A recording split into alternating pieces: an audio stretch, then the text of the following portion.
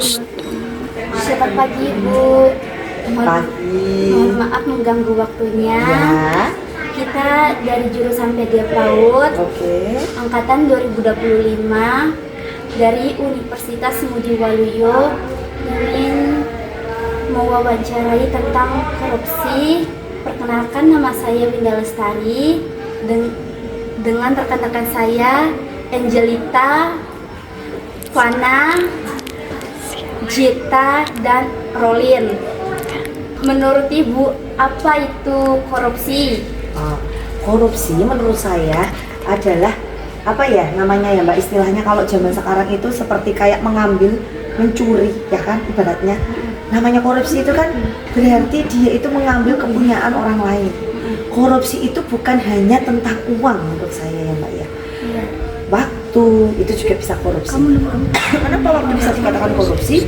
Misalnya kalau di saya sebagai pekerja ya, saya masuk pukul 7, tapi saya datangnya pukul setengah 8. Berarti kan tidak sesuai dengan tupoksinya kan? Itu juga bisa dikatakan korupsi. Berarti korupsi itu adalah sesuatu atau di mana seseorang mengambil, kan namanya korupsi itu kan berarti sengaja ya, melihat ya, dengan sadar dia mengambil, ya kan? Seseorang dengan sengaja mengambil kepunyaan orang lain. Korupsi itu sama dengan kayak mencuri, karena kan dia mengambilnya secara diam-diam. Bukan misalnya, Mbak, saya pinjem bolpennya, itu kan bukan seperti itu. Saya mau pinjem uangnya, bukan seperti itu. Tapi tiba-tiba dia melakukan hal-hal yang dirasa melanggar tindak pidana. Nah, korupsi di situ kan ada yang namanya kolusi, korupsi, nepotisme, ya kan? Nah, kita sendiri zaman sekarang ini kita sering melihat ya bahwa apalagi sekarang itu hukum di Indonesia itu tajam ke bawah, tumbul ke atas, ya kan? Banyak kasus-kasus penyuapannya. Namanya kan korupsi kan ada yang namanya nepotisme, kolusi kayak gitu kan, Mbak. Nah, kadang itu kalau kita melihat seorang pengkorupsi, dia saja bisa dipidana sekitar misalnya 5 tahun. Sedangkan yang mengambil cuma kayu bakar untuk makan di perkebunan, dia bisa dihukum 5 bulan. Itu kan tidak adil ya.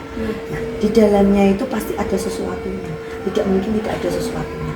Nah, korupsi itu menurut saya sekarang apalagi diterapkan di Indonesia ini itu sulit banget untuk diberantasnya. Kita tahu sendiri di penjara Sukamiskin itu kan namanya penjara itu kan pastikan kualitas di dalam selnya itu kan harus sama ya. Tapi ternyata pada kenyataannya di dalamnya itu diistimewakan. Nah, di situ ada apanya? Pasti ada sesuatunya. Misalnya dia bisa membeli kamar, itu kan termasuk korupsi, termasuk menyuap ya kan. Dia bisa mendapatkan fasilitas VIP ya kan? Kayak kamu misalnya mahasiswa pengen nilainya A, datang ke dosennya membawa makanan yang enak kesukaan dosennya, itu sama dengan juga menyuap ya Mbak ya. Jadi seperti itu. Menurut Ibu, apa yang membuat sebagian orang termasuk penjabat pemerintah yang seharusnya bertanggung jawab terlibat dalam tindakan korupsi meskipun mereka sadar akan konsekuensinya? Menurut saya karena moralnya ya Mbak ya. Moral itu kan dari diri kita. Moral itu termasuk dengan akhlak, mores.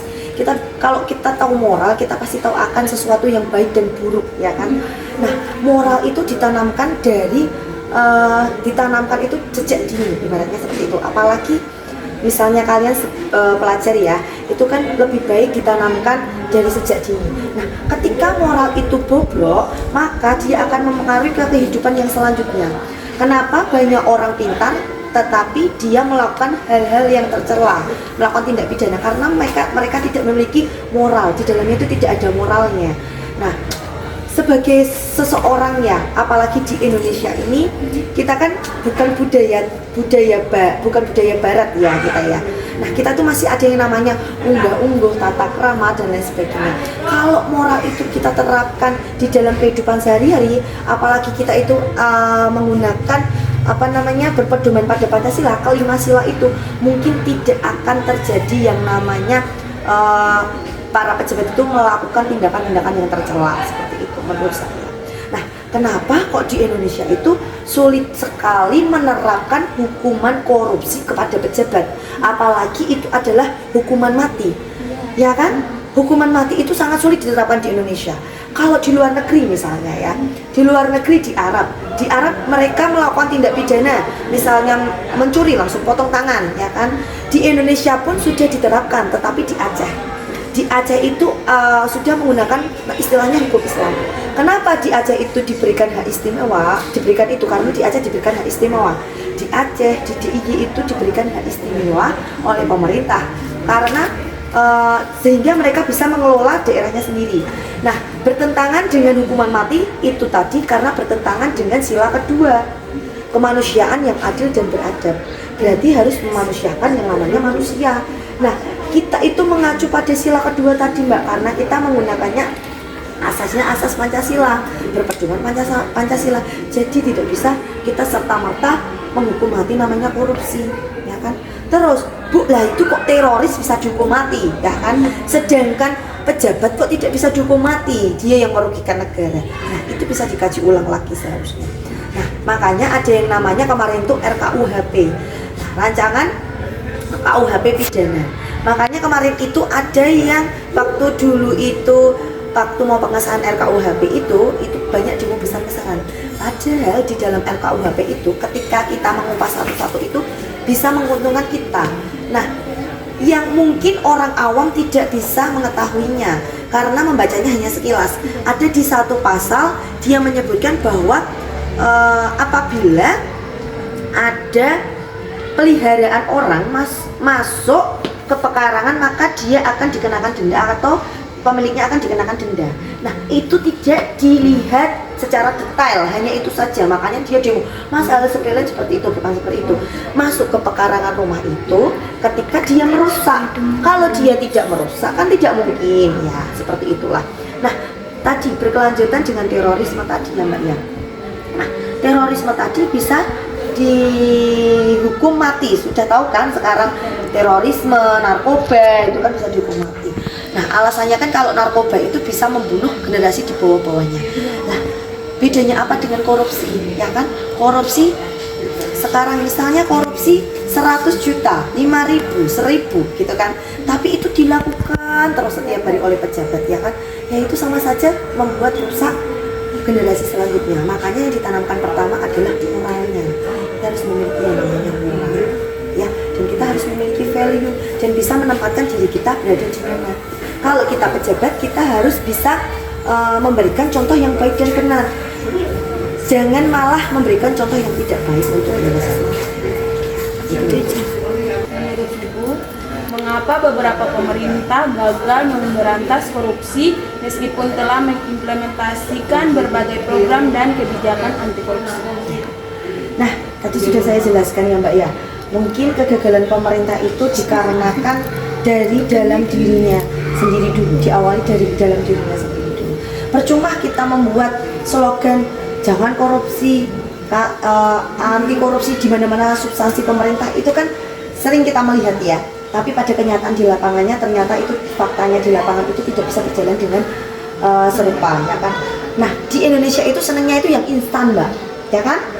Kayak nggak mau proses. Misalnya ini ya, saya mau memperpanjang SIM, tapi saya tidak mau mengurusnya sendiri sehingga ada calo, ya kan? Nah, dari situlah proses yang mau serba cepat itulah yang menyebabkan diri seseorang itu pengennya, wah aku pengen buru-buru, pengen menggebu-gebu seperti itu. Nah, makanya pemerintah menekan angka korupsi pun misalnya dilarang korupsi dan lain sebagainya itu kalau tidak dibarengi dengan prakteknya itu juga susah. Nah, praktek itu sendiri juga bisa diterapkan oleh pemerintah juga. Kalau bisa meminimalisir anggaran, memangkas anggaran, ya kan? Di situ kan jadi apa ya Mbak ya? Namanya kita tahu kan misalnya yang kita lihat aja ini contoh nyata kayak sidang DPR. Sidang DPR itu snacknya harganya misalnya cuma 30.000, dia bisa menyebutkan 50.000. Yang 20.000 kemana? Korupsi kan berarti.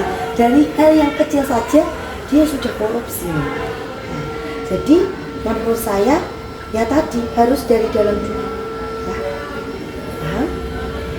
Bu, izin bertanya. Iya. Menurut Ibu, apakah memperbaiki gaji untuk seluruh pejabat negara serta pegawai negeri dapat mengatasi korupsi? Menurut saya ya Mbak, untuk saat ini ya, dilihat dari karakter, dari moral, kayaknya belum bisa. Sebanyak apapun gaji yang diberikan, kalau diri kita tidak pernah merasa cukup, maka kita akan tetap sama saja pemikirannya. Wah, aku kurang. Bagaimana cara aku kurang? Bisa mengambil itu. Karena yang saya dengar ya Mbak, dengan kasus-kasus itu, kita ketika mau jadi pejabat aja, kita itu membayar. Nah, pastikan pemikirannya gini, wah nanti ketika saya mau jadi pejabat bayar 500 juta.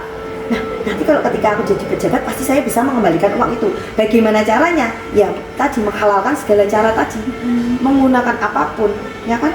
Pernah nggak kalian mendengar yang namanya yang gubernur Maluku yang cantik itu, siapa itu saya lupa, yang suaminya meninggal itu, yang dia meminta data jalan rusak itu, meminta dana 1 miliar. Cuma meminta data loh, mendata jalan rusak.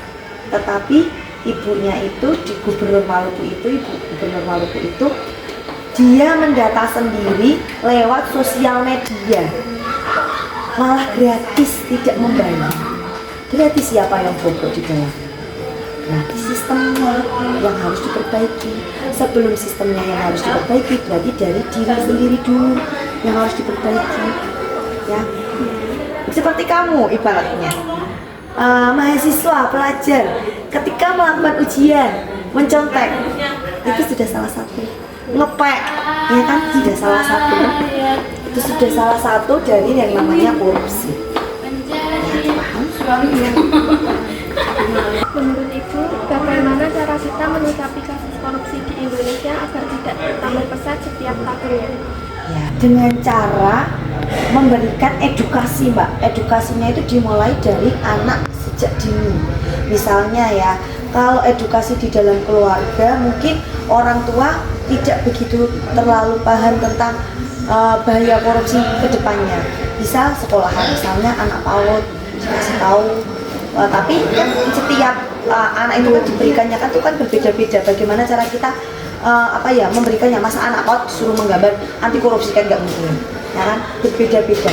Nah, dimulai dari dalamnya dulu, dari pendidikannya, pendidikan edukasi, pendidikan anti korupsi.